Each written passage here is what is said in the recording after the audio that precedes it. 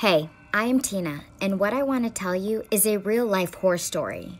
No, it's not about meeting a ghost or escaping from a maniac, thank God.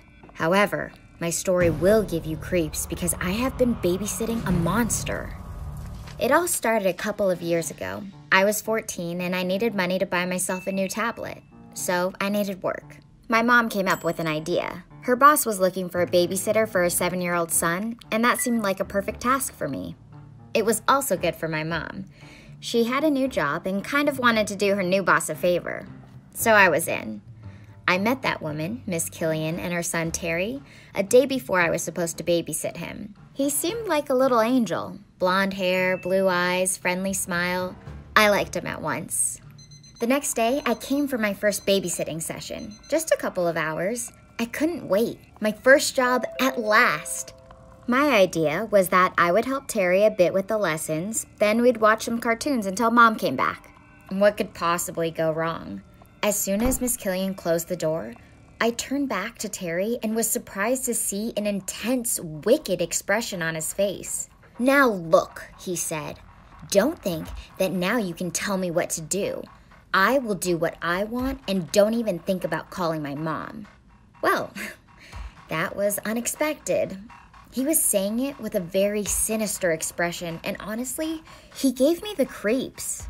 Obviously, I couldn't let him go to his room and do whatever he liked. I had to follow him to his room, even if not as enthusiastic as half an hour before.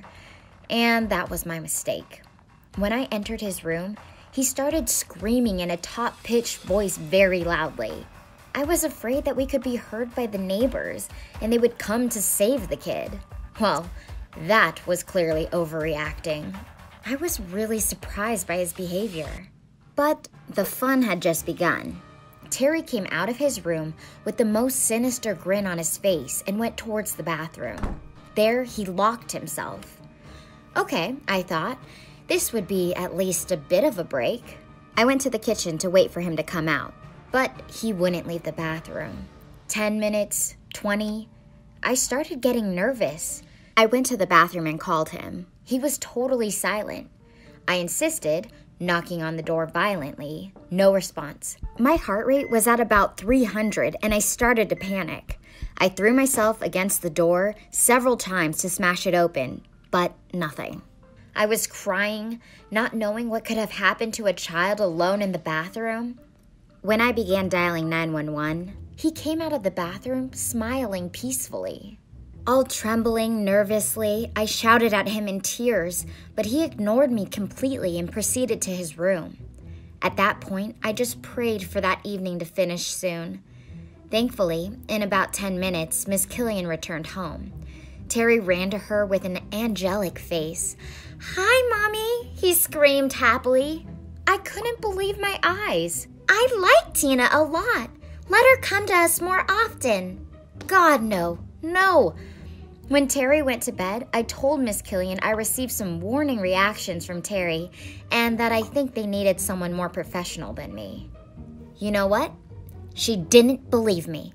She was absolutely sure her Terry was an angel and he seemed to like me so much. She said they used to have problems with babysitters because Terry liked no one and I seemed to be the first one to find a key to his heart. As if that monster had a heart. She begged me to give Terry a second chance. I came home totally exhausted and told my mom about the evening. But she didn't believe me either.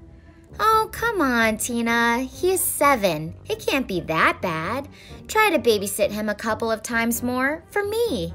I felt like a hostage to the situation. But okay, for my mom. I came to Miss Killian's another time, and Terry was sincerely happy to see me. I thought that maybe this time everything would go okay. But he had a plan for my visit. At the beginning, he was absolutely okay.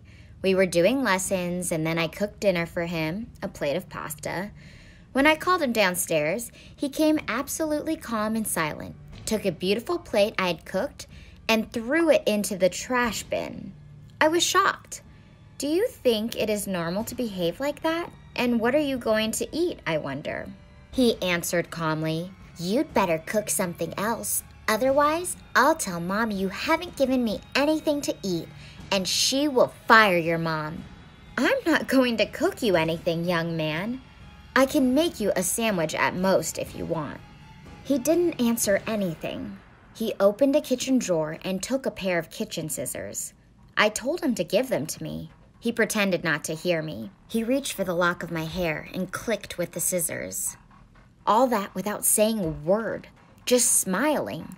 I pulled my hair out of his hand and took the scissors from him forcefully. He started yelling at me that it hurt and he would tell his mom. I told him I genuinely didn't care. I was scared as hell of him and didn't want to see him anymore anyway. When Miss Killian got home, I just told her I was going to leave them. That child had scared me to death. Thankfully, Miss Killian accepted the fact that I quit and my mom didn't have any problems at work for that. Later on, I found out that Terry, the little angel, was seeing the therapist for his strange behavior that his mom had finally noticed. From that moment on, I never considered babysitting as a job. Who knows what demon you might happen to babysit? Surely you've heard some scary stories about babysitting creepy children, or even about horrible babysitters. Share them in the comments and like this video.